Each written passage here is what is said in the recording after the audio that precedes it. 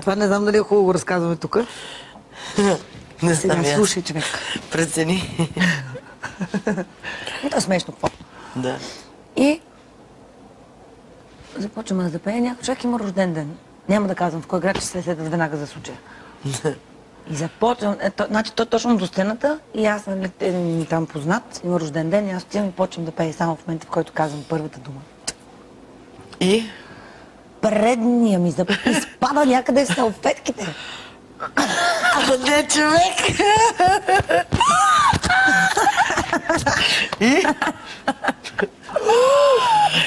И аз е гадно. В този момент ми минават 1000 мисли през главата, тази моята заболекарка ще я убия. Нали? Защо ми сложи временен цимент? Нали не знам си какво. И Виждаш зъба? аз не мога да продължа да пея. Да. Как ще продължим да пея? В този момент само усещам, че ми го няма. Тези ме гледат, аз стоя така. Обръщам се към охраната и му викам, водиме в офиса. Той му ме разбере, какво искам да му кажа, че нямам зъб. Водиме в офиса! И той в офиса. Отивам до офиса, затварям се в тоалетната. Там мога да звучите оттича. Да. И какво става? Аз викам, няма ми зъба! Човек, как така ти няма зъба? Викам, няма ми зъба! Той знае, че съм със съвременен цимент. Да. И той вика, чакай!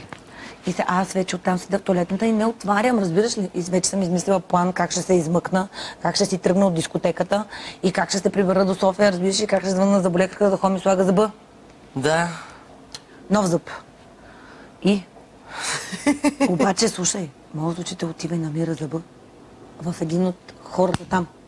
В него? В някой от клиентите. И казва, и той казва, изгубихме тук една част на микрофона. И той, да не е това. И отдава зъба. Човек! И какво?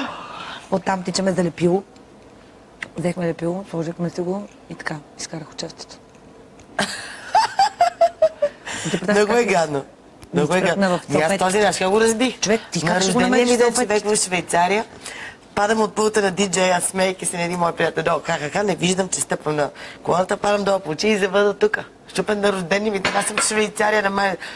И гости всички идват, аз цяла вече седяха така. То боли, виси ми нерва и изкарах вечерта. Това моят приятел беше с мен и вика, леле, какво не прави? Аз ми показва и той. Леле, ужас. На другия ден в Милано ме заведе на лекар. През цялото време седях за затворена уста. Но той не беше цели, беше така наполовина. Слушай, но ми висеше ще разкажа нещо друго.